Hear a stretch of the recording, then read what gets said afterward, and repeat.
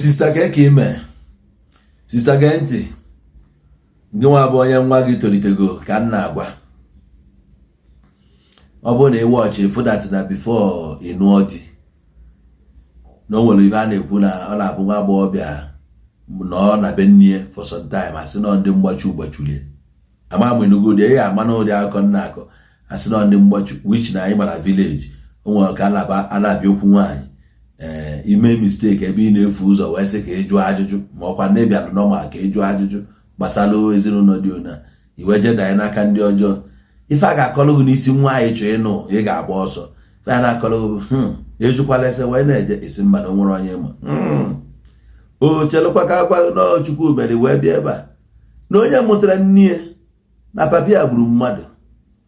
dikos wee na-eso ha sinsi ahụ maka na onye egburu ife a nwere iyi na ọnwa nke ya anụ di ya na ọnụgodo anụ na o nwere akụkọ ya akọchala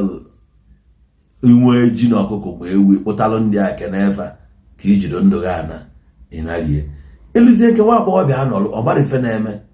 maka ọ na-abụ nwoke afụ ya n'ụzọ laiki anya ekwuzie echi nwoke anarie ọ dịrọzi ka ụwa kịta eyi aka na-akpọ kọlụ mgbe na-ebolo mgbe ụwa nke anyị ezutekwa na ọ dịbakwazi ya nọ ntị mgbe nwa ịgbakwa na onye ga-ajụ ụmụ ya ọka ọ bụrụ na ị na-achụgharị nwaanyị na-akwụgharị n'ụzọ ịghọtago ịkwanyere onwe gị ugwu abịazi ụmụ nwaanyị oge a na-akpọfa ọtọ n'aka nne onye kwesịrị ịnụ di ọma anụ di ọnọrụ anakọtazi ya na-ese okwu na-agbakwala ụchụ na-agba anya ụchụ elue enebe anya na nwunye di mama gị na ọnya jiri n'ọrụ na ọ na-eje na be dibịa na ọ na-agwọ ọgwụ na ọ na-eme nke a na ọnya jiri so ife ndị a niile akọchala oge anwa elue kịta ịmụtago nwa gị eruo na 2021 odogo anyị na ndị di na ịmago na eji nwaanyị ji anụ dibi ya iwefu na o nwere ka okwu si aga na be gị na o nwere ka esi eme achọ nka ngwa gị ka e dịkwa awee na nwa gị na ndị mmadụ ajụbagokwa ese nwa gị a na-ajụ ese ajụjụ na-adakwa n'isi gị ajụjụ na-ada n'isi gị asịrị aha na-akụba mgbe n'ihi ị na-eto eto ị na-anụ akụbagokwu ya maka na seti ahụ ịfụrụ mgbe ọnya ka ịbaziri ebe a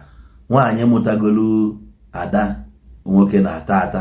nwekwara nwoke na-ajụ esi ya onye ahụ bụ ọzọ ụmụazị nwaanyị ọbụla megidere ife wee gafee 30 32 34 ya ọbọzụkwa ụmụazị mgbe ọ pụgokwa n'ife a na-eme so a na-ajụ ajụjụ nne onye bụkwanụ nne kwuo ebe isi famili ebe isi a ga-ama gị a ga-ajụ ese olesọ na ịmụta nwa a ga-ajụ ese ọ bụrụ na o nwere ọjọọ nna gị na-alụ nne gị a na-akwachiri malụ na otu ị nọ kịta na-ịgbachuo na nwa gị maka na o nwere onye ga-ala ka ịbịa nso echi ọ dịka ya sị nọọ nwunye di gị ma ndị onye gị na ya kọrọ ọnụ ụbọchị a na ọnya ji nwa gị a na-ajụ ese n'isi gị ajọ ndụ ibiri ebi piom piom piom ị na-epiogharị a na-anụ ụdị ya ịgba na ụkwụ na-aga walawala anya na-aga walawala na afịa etu a ka a ga na-ajụ ese etu a na-afa bụ eke kịta ikechisie te udo ogbo ya na-akwọ mụrụmụrụ ịma na-azụ gị adago anyị ife ị na-eme o nwere ndị na-ekechikwere ya ndị ị na-ekechiri ya na-abịa atachalụ n'abalị ma ọ mago muvmenti dị anya stori ya na-agakwa ịgbachubego nwa go redi nwaanyị chọrọ ịbanye na be gị maka na ọ bata na be gị ọ magokwana ife na-acha ịbịa wonde nwunye ya nwụrụ ya tii na bọtụ kpuchie na-anọ n'iru ya na-azọ nwoke ndị ọzọ maka na ọtụtụ n'ime unu na-eme ya ọ bụkwa na ọ bụ n'elu Igbo ọmụnwa ga-ekwu ọnụ ndị mmụọ ji ekwu okwu malụ na iso n'onye na-agbachu nwa gị na piom piom piom niile ipiolu na be di gị sinsi a nwere ike di gị nwere asidenti ọ da aga nwụsị ije ikechikwuo ya tụapụ ị na-ebubata ụmụ nwoke were n'afa a na-enyere gị aka ụfọdụ bụ ndị maka na onye a ji pozishọn bụrụ PG obodo na onye a bụ nka na n'ụlọ ụka iburu onwe gị tọgbọrịa a na-ewepụtara gị ịma na ndị otu unu na-afụ gị ụkwụ na-aga warawara anya na-aga na warawara na afọ ya etu a ka ihe esi na-eme ndị mmadụ afụ na ịdị very dirty so ihe ọbụla si n'ime gị pụta a na-afụ ya na ọ dị so dirty na nwa eyighị nne eyighị nna oge eyizi anụ bi n'ọfịa ajụ ese nne gị aka akụkọ elu ebe nne gị si nya ikwu nne gị aka akụkọ nne gị ịmara na people knows your story na nwere nnụnụ fefe n'elu ama n'afọ okpuli ege ntị ka nkọwala onwe ife nji bụrụ Onowu Igbo. Amụ abụ anụmanụ akwa na eze ka nji arị elu onwere osisi na-enu inu ma amarọ a ga na-akọlụ gị etu o si wee dị.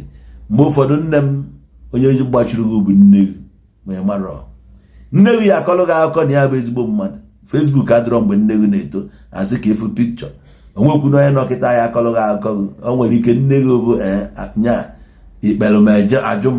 nwere ụmụ nwaanyị a na-akpọ ikpelumeajụm na ọ bụ ikwukwele ekwu bụ na esoro gị fa na-epiogharị the same people na-eme hookup ọ ndị a mụtara ife ndị na-eme n'ụwa ọ si n'ọbara eje efu nwa ọbụla na-eme hookup nne gbara akwụna mana ọ na local way. Facebook adịrọ asị ka anyị kwee ya n'ọkụ kọwala ụwa ihe nne gị fere. Ọ bụrụ na ya emepe anya gị ka efu ihe nne gị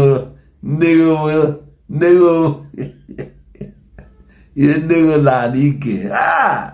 nne gị bụ edi akaba nne gị na-ekwugharị ebe ọbụla ọbụla uchuo ikpelụ ajụm onye ọbụla kpere ọ na-ekweta a na-ahụ ya na-ahụ ya n'aka ụtọsịcha anya ma n'ime afịa ebe ndị mmadụ nagolo afịa paakị ya one side na fensị a na-ahụ aka alụmanụ nne gị ka ọlụ ha kọmedị imereche na nna eme kia ọp kpọọ nne gị mitin aka m apụkwala ajụ oge onye egwu ịgwa ahụ akpọọ afa Igbo eze